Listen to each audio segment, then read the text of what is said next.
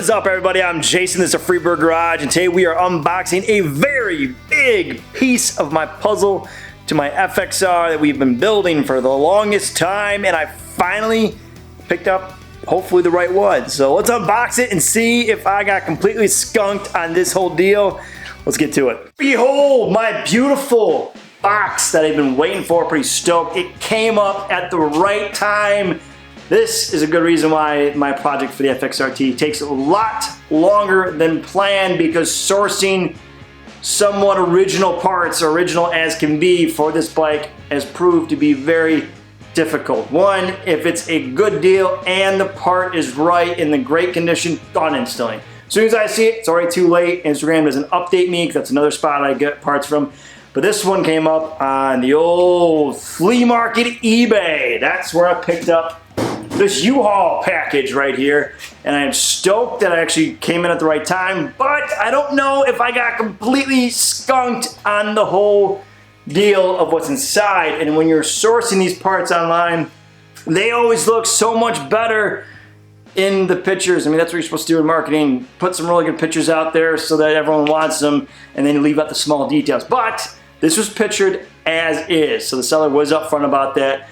He did state that it's crack free, which is awesome, and these are FXRT clamshell bags for my bike. Now, from the pictures, they looked OEM, but then I looked deeper into it. They most likely are going to be aftermarket for mine. That's okay. For the price that I scooped these up for, and I'll tell you guys right now, 500 bucks for these clamshells, non-cracked.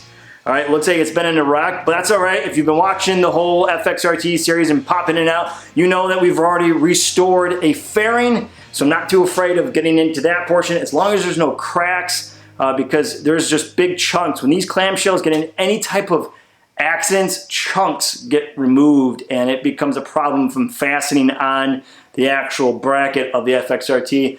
A lot more work that I really want to get into, and once you get into bags flop around, it's garbage, you know, and get into it. So that's what's in this box, and sourcing this stuff is difficult for the right price, just say. If you're ready to just blow all your money and, you know, money is no object, you can find every part that's out there, but you're going to pay for it.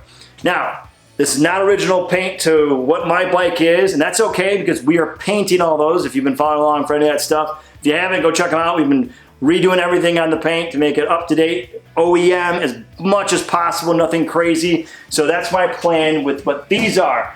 But we're gonna see if I actually got fully skunked on these clamshells.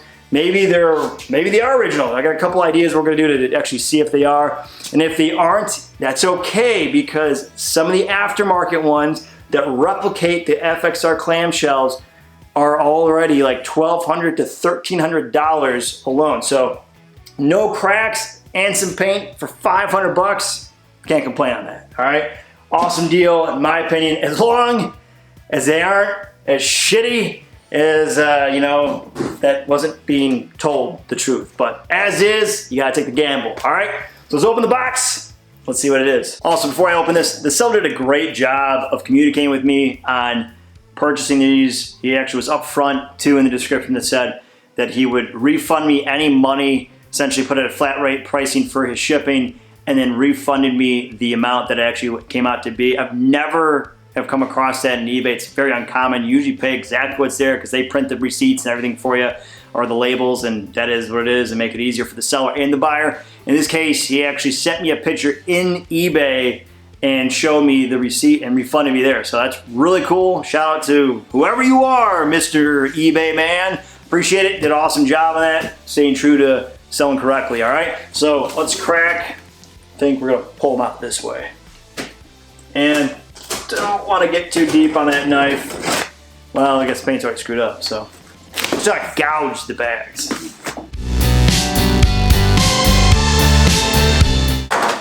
Well, well, well. I respect that. He's got, must be a contractor or an engineer. He's got blueprints for his packaging. The first, wow, very nice. All right, looks like it's from Oregon. Okay, enough of that. All right, first one. Oh, all right. Woo. Check that out. All right. First one out of the box. We'll go over the marks here in a second.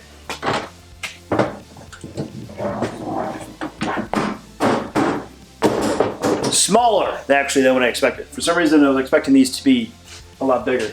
All right.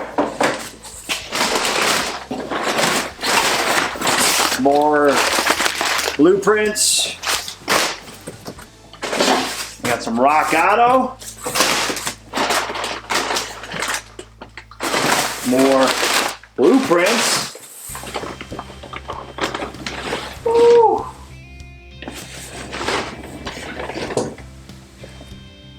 Woo. Oh man! All right, we got a little damage going up there. All right. Woo, look at that. All right, let me get this cleared up. We'll get closer up. We're gonna work our way from the left to the right, and they add some weight to them. We got latches here, still intact, and definitely not OEM from the outside from what I can tell. Normally with the OEM, there's supposed to be a lock right here. And the border on the outside right here, it's aluminum that would wrap around. And then the bottom too would be also like aluminum latch type deal that they have on here, but not there. But on the other side of it though, they're nice steel, I would say steel on here. Latches, which I looked up some of the companies that, as far as what I can tell from their pictures, I didn't call them and make sure. This doesn't match up to that either, and this has weight to it, which is good because it's like a quality product that's actually not just some tinsy, I don't want to say anything foreign, but anything across seas that would have been cheaply made. It feels solid on here, so that's good. But like I said, this piece would have to be aluminum on the outside. Kind of a bummer that it definitely isn't OEM. So let's open up this one, see what we got. Oh, and the paint, I did want to know. Obviously, there's our Fisk right there. Boo-boo, not a big deal. We'll get that cleaned up. And this is a mimic of the OEM. So whoever painted these did a great job. And you can always tell that it's aftermarket by the pinstriping, right? So this pinstriping, you can kind of feel it. So usually the more defined pinstriping lines on the OEMs stick out. It's because they shoot the paint first, tape it off, and then shoot the main color that it's going to be over it. So then you get that high-rise feel to it. If you go and feel any of the old bikes, you definitely run your hand over it and you'll notice it for the most part. And the sticker. You can get these still out there, and there's no clear coat over it on here. As far as, hold on, let me... No, they did. They did clear coat that. At first I didn't think they did. So they did clear coat it. So whoever did it definitely put some time in this paint. This was not cheap. It's a candy red on here. So definitely an aftermarket color. Nice job though, whoever did it back then. Well, let's open this up. Okay. So we got a broken strap, which was in the pictures. Oh wait, here we go. There's the name. Conley's. Huh. Let me get back to you guys. Let me figure out the prices on these. I thought I recognized the name. Conley fairings. The quarter fairings. When I was getting into Harleys, that was the fairing that you would buy, and it was not cheap. And Conley is nowhere around anymore. I just did a deep dive on my phone real quick. I'm curious when I get on my desktop, I'll actually look into more about it because I searched through Instagram and couldn't find anything on these bags, and it is clearly marked. You guys, see if you guys can see there or not. It's stamped in the inside with his name into it. And I think that's a good thing. I think Conley has a very reputable name for fairings. They made, I remember the reproduction ones, I believe, for the Dynas to have the FXRT fairings. I believe, generally speaking, from what I would know, that they were kind of the reproduction starting company back in, like, let's say 14 of producing some of these repops, and they were doing the quarter fairings was their big one of the T-Sport.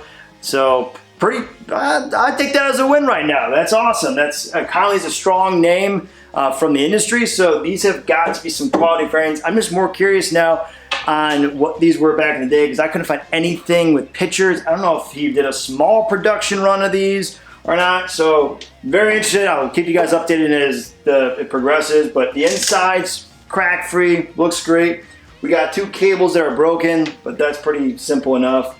Also, on the original OEM FXRT clamshells, you have like a bracket that goes in there and nothing to worry about. That's easy to fix. Just get a new cable and we're done. So easy enough, but closes well so far on the left. Matches, stays tight. I like it. Feels good. All right, the right side. Well, first give you guys, there's our big boo-boo right there. Whew. Big old mark, not a big deal. That is fiberglass though, which is good. That's awesome. Original ones were fiberglass, new ones are, I believe, plastic repops, so we're heading towards a good direction that's just not OEM, which would have been the best direction. So right in the middle, so all right, doing all right. Paint over there looks good, okay. Pop these. And Conley as well, just making sure, both the same. Holes for screws look great. Fiberglass, yeah, it's 100% fiberglass. And it's good, all right. So we got that. Once again, seals up pretty well. Probably redo the gasket a bit though. Here.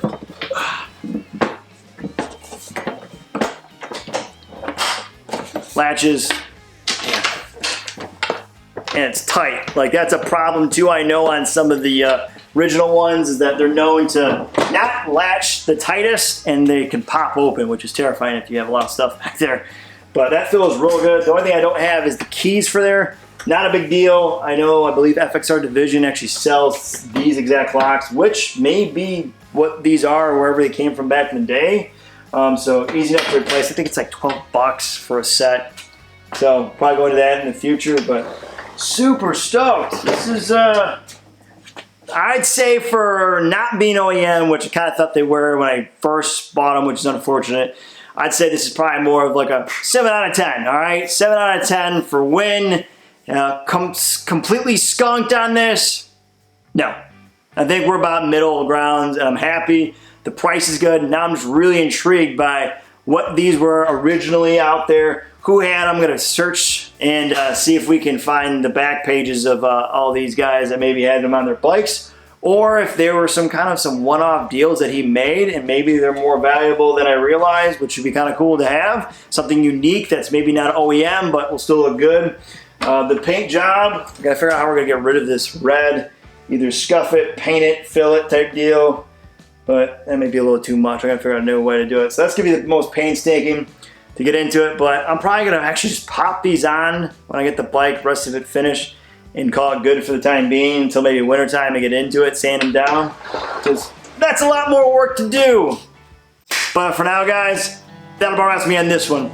I'll greatly appreciate it if you could hit the subscribe button, tap that like, press the notification, leave a comment below and tell what you think. And for those who have already subscribed, thank you. As always, stay free, and I'll catch you guys later. Peace.